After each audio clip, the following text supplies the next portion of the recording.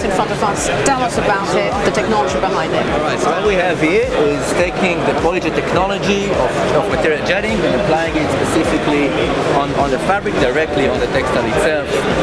By this, basically allowing the designer to, go wide with his prints, with his designs, doing basically whatever they want. How would you say does it fare in terms of sustainability? Are 3D printed clothes better for slow fashion? Yeah, so 3D printing combined with fashion, I think, in my mind, is the next step in terms of sustainability and in terms of environmental friendliness, because this way it minimizes the production, everything can be localized, so no need, to start shipping things all over the world. So yeah, I think that's the next step of sustainability in fashion.